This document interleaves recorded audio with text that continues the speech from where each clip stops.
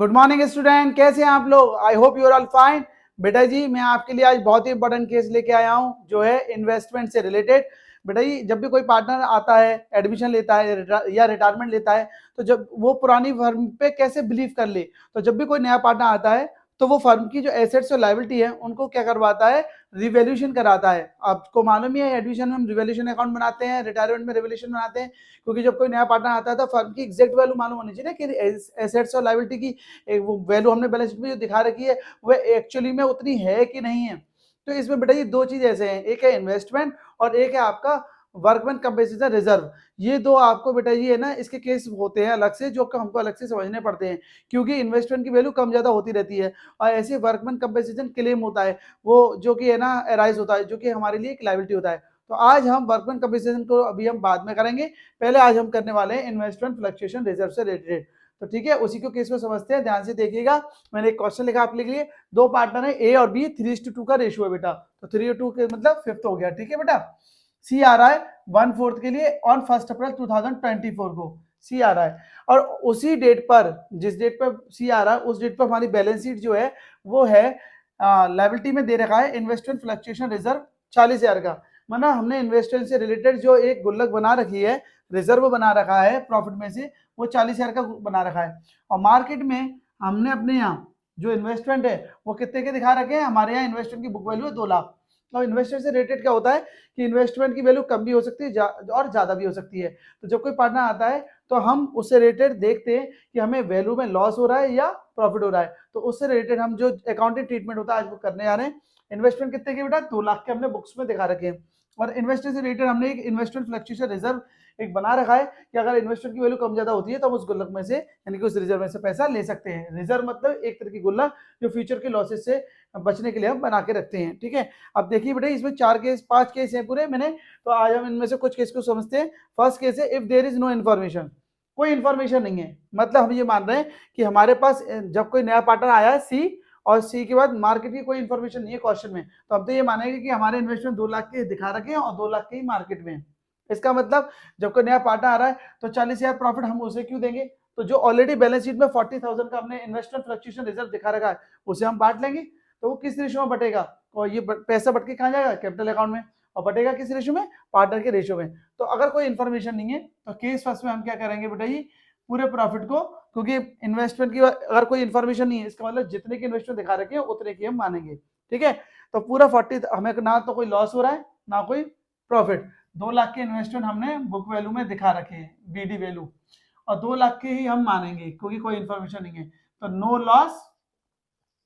और no profit. ठीक है बेटा जी, तो हम इस पूरे जो हमारे गुल्लक में 40,000 रुपए इन्वेस्टर फ्लक्चुएशन रिजर्व के हैं उसको हम क्या करेंगे, पार्टनर्स में डिस्ट्रीब्यूट कर देंगे। तो पार्टनर में अगर बांट रहे हैं ए बी में तो उनकी कैपिटल बढ़ जाएगी, तो इन्वेस्टर फ्लक्चुएशन रिजर्व को हम क्या कैंसिल करेंगे, तो इन्वेस्टमेंट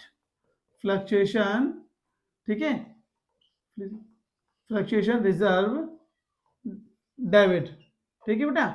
क्योंकि हम इसे डेबिट क्यों कर रहे हैं, क्योंकि हम इसे कैंसिल खत्म कर रहा है, क्योंकि न्यू पार्टनर आ रहा है, हम उसे थोड़ी ना देंगे। तो investor fluctuation reserve account debit to, जिसको हमें देना उसको दे देंगे, to A capital account to B capital account. ठीक है बेटा,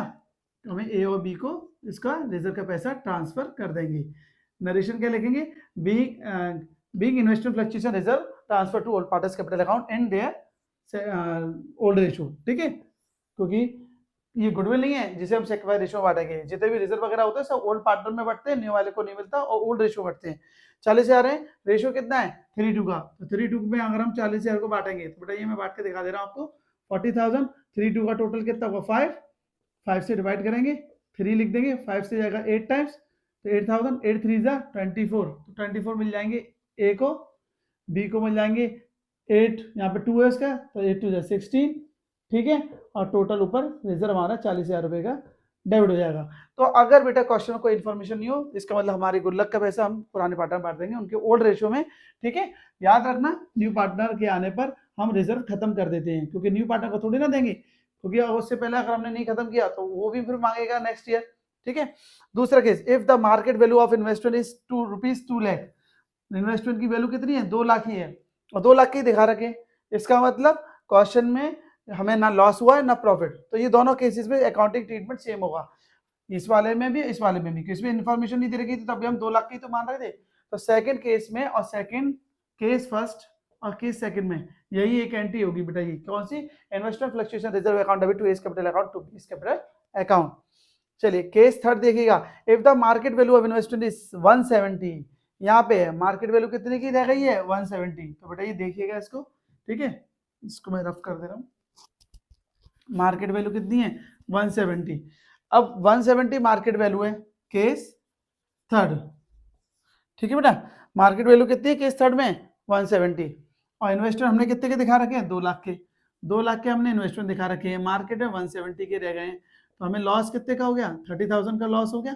तो ये लॉस बेटा जी हम किस में से डिडक्ट करेंगे, हमारे जो गुल्लक बना रखी रिजर्व बना रखा है, तो हम गुल्लक में देखते हैं कि हमारे पास 30,000 रुपए का लॉस है, तो क्या 30,000 है, हाँ हमारे पास गुल्लक में 30,000 से ज्यादा है, इसका मतलब हमें रिवोल्यूशन से लेने की जरूरत नहीं है, 40,000 है हमारे पास गुल्लक में, तो रिजर्व में कितने हैं बेटा जी हमारे, मैं शॉर्ट में लिख दे रहा हूँ, इन्वेस्टमेंट का आई और फ्लक्चुएशन का एफ, IFR में कितने हमारे 40,000, और लॉस कितने का हुआ है 30 का, तो 40 में से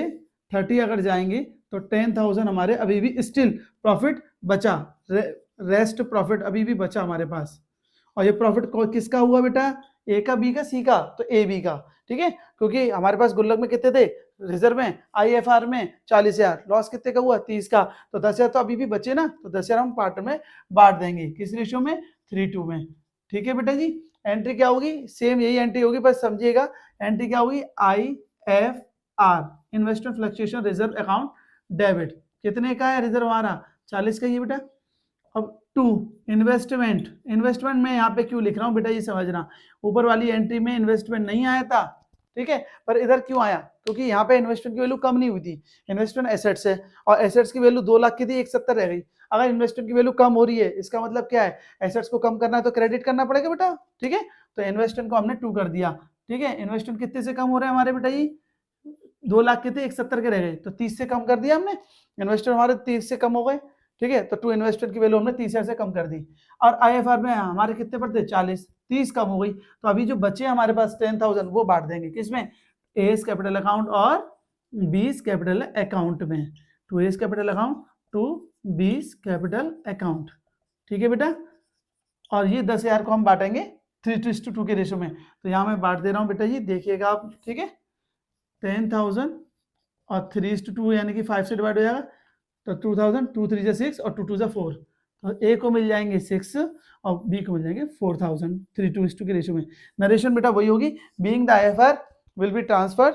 टू